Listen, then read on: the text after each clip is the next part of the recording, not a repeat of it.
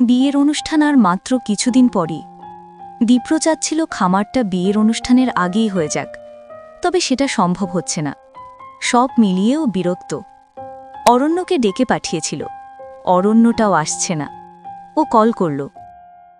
তুই কোথায়? আসছি ব্রো। সেই কখন বলেছিস আসছি, এত সময় লাগে? সময় তো লাগবেই ভাই, তুই যখন কল করিস তখন আমি রোম্যান্সে বিজি, তবু আমি আমার রোম্যান্স ফেলে তোর জন্য ছুটে আসছি, বুঝিস এই মানে? দীপ্র ঠোঁট কামড়ে ধরে। অরণ্যই বলে, বউয়ের থেকে বউয়ের ভাইয়ের প্রতি বেশি দরদ। ওর ফালতু কথা আরও কতক্ষণ চলল। দীপ্র এবার বিরক্ত। ও বলল, আসার দরকার নেই, রাখ তুই। আরে এই দীপ্র। বলতে বলতে কল কেটে গেল। স্ক্রিনে চেয়ে অরণ্য হতাশ হল। ও যখন দীপ্রর রোম্যান্সে 12টা বাজিয়েছিল তখন তো খুব কথা শোনানো হয়েছে, আর এখন দীপ্র ও তোর রোম্যান্সে 12টা বাজালো, অথচ ও দোষ দেয়নি, বরং রোম্যান্স ফেলেই চলে এসেছে। কিন্তু ছেলেটা মিনিমাম কৃতজ্ঞতা দেখালো না।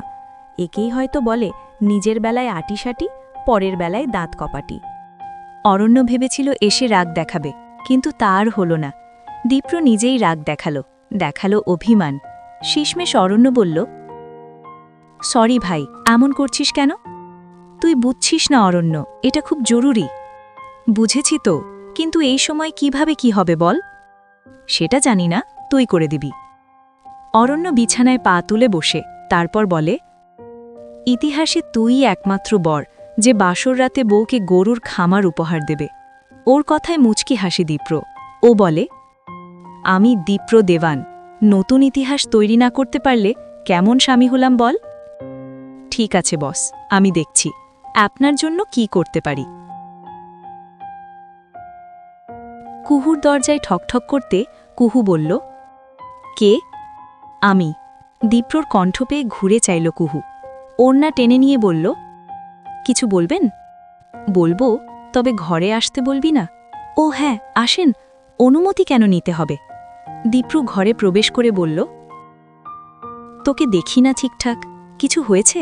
সারাক্ষণ ঘরেই কাটাচ্ছিস, আবার ছুটিও নিলি স্কুল থেকে, কারণ কি? এমনি। আসলেই এমনি? না মানে, চাচ্ছিলাম নিজের যত্ন নিতে। আমি তো অত যত্ন নিই না নিজের। বিয়ের অনুষ্ঠানে যদি ভালো না দেখায় তখন লোকে কি বলবে? কি বলবে? বলে কয়েক পা এগোল দীপ্র। এতে করে ওদের দূরত্ব কমে এলো। এই তো, হাত বাড়ালেই মানুষটাকে ছোঁয়া যায়। কুহু অবশ্য ছুঁয়ে দেখল না, বরং অন্য পাশ ফিরে নরমভাবে বলল, বলবে দীপ্র দেবানের বউ তো সুন্দর না। ওর কথায় হাসল দীপ্র। হাত বাড়িয়ে ওপাশ ঘুলে থাকা মেয়েটির মুখ টেনে নিতেই কুহু আলগোছে দীপ্রর বুকে মাথা রাখল। জানেন, আমার না সারাক্ষণ ভয় হয়, যদি কারো মনে হয় আমি আপনার যোগ্য নই, আমি সুন্দর নই, মানাচ্ছে না আপনার পাশে। দীপ্র আর পারে না। মেয়ে জাতি হয়তো এমনই, এদের বর যদি সুন্দর হয় তখন এরা নিজেকে নিয়ে অস্বস্তিতে ভোগে, ভাবে সে হয়তো যোগ্য নয়, মানানসই নয়। অথচ প্রকৃত বরের চোখে তার বউ হয় জান্নাতি হুরের থেকেও সুন্দর। এ কথাটা কিভাবে বোঝায় দীপ্র? কুহু বলে একটু হতাশার মতন শ্বাস ফেলে ছেলেটি। বুক থেকে মেয়েটির মাথা সরিয়ে নেয়, হাত বাড়িয়ে ছুঁয়ে নেয় গাল, আদুরে অপরাগভাবে বলে, তোকে কি করে বোঝাই আমার চোখে ঠিক কতটা সুন্দর তুই? কিভাবে বোঝাই বলতো? ব্যর্থতা ওর কণ্ঠে, যার তীব্রতা কুহুর দু চোখে খুশি হয়ে নামে। ও মাথা তুলে বলে, আসলেই সুন্দর? খুব সুন্দর, খুব মানে খুব। ওই আসমানের চাঁদ, সমুদ্রের ঢেউ, পাহাড়ের বৃষ্টি, রাতের অন্ধকার কিংবা দিনের আলো, সব কিছুর থেকে তুই বেশি সুন্দর কুহু, বেশি সুন্দর তুই। তীব্র ভালো লাগায় কুহুর মনটা প্রজাপতি হয়ে যায়। ও ফের মাথা রাখে দীপ্রর বুকে, হাত দুটো শক্ত করে ধরে কোমর, নাক ঘষতে থাকে বুকে, তারপর বলে, আপনি মন খারাপ করবেন না, আর আমি জানি খামারটা এখন তৈরি হবে না। দীপ্র ছোট করে বলে, কদিন বেশ সময় দিয়েছেন, আর দিতে হবে না। আচ্ছা, দেব না। দেবেন না, এই কটা দিন আমার চোখের সামনে বসে থাকবেন, কেমন? এবার দীপ্র হাসে, ঠোঁট কামড়ে বলে, সামনে বসে থাকব? সামনে বসে থাকলে মুশকিল হবে না? কেন? মুশকিল কেন হবে? হবে না? কুহু বুঝে না। দীপ্র ঠোঁট বাঁকিয়ে হাসে, দুষ্টুমির সুরে বলে, জানিস না কথাটা? কিছু মানুষ বসতে পেলে শুতেও চায়, আর স্বামী হিসেবে আমি কিন্তু শুধু বসে শুয়েই শান্ত হব না, আমি কিন্তু বেশ লোভী। সামাল দিতে পারবি তো? বলেই মেয়েটির কপালে কপাল ঠেকায়ও। হাত দিয়ে গাল ছুঁয়ে ঠোঁট দিয়ে ঠোঁট ছুঁতে যাবে ঠিক সেই সময়ই জেসমিনের আগমন ঘটে। ও ঘরে প্রবেশ করেই চেঁচিয়ে ওঠে, ও আল্লা গো, আমি কিছু দেখিনি। কুহু ছিটকে সরে যায় দীপ্রর থেকে। দ্রুত নিজেকে ঠিক করে বলে, এই চুপ, এভাবে চেঁচামেচি করছিস কেন? চুপ কর জেসমিন, দোহাই লাগে, কে এসে পড়বে। জেসমিন তবু থামে না, চিল্লাচিল্লি চলতেই থাকে। কুহু দ্রুত এসে ওর মুখ চেপে ধরে। পাগল, চুপ কর তুই। জেসমিনের আটকানো মুখেই কিছু একটা বলতে চায়, তবে পারে না। উ উ শব্দ হয়। কুহু ছাড়ে ওর মুখ। জেসমিন হাঁপাচ্ছে তখন। ধীরে বলবি? আচ্ছা, বলে মাথা কাত করে। তারপর কেমন লজ্জা পায়। দীপ্র আড়ে আড়ে চায়। জেসমিন লাজুকভাবে বলে, আপনারা এত রোম্যান্টিক, মাঝে মাঝে তো আমারও। দীপ্র এবার ডেকে ওঠে, জেসমিন। জি ভাইজান।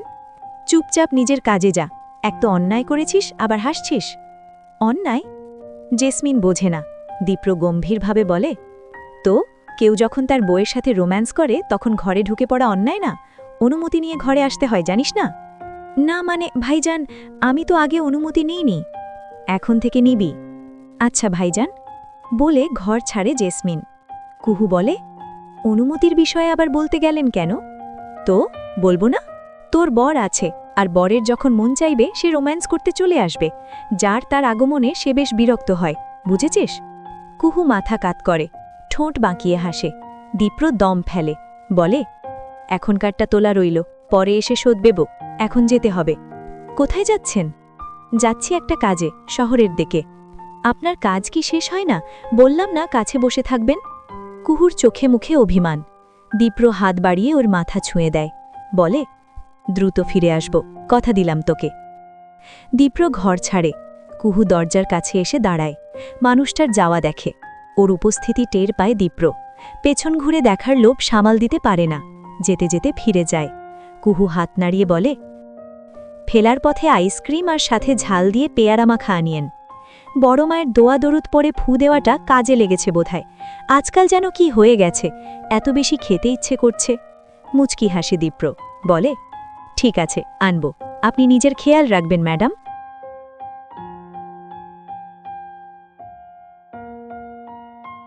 ভিডিওটি এই পর্যন্ত দেখার জন্য অনেক অনেক ধন্যবাদ। আজকের পর্বটি ভালো লাগলে লাইক দিয়ে একটি সুন্দর কমেন্ট করে যাবেন। আপনাদের সাপোর্ট পেলে নতুন নতুন গল্প দিতে খুব ভালো লাগে।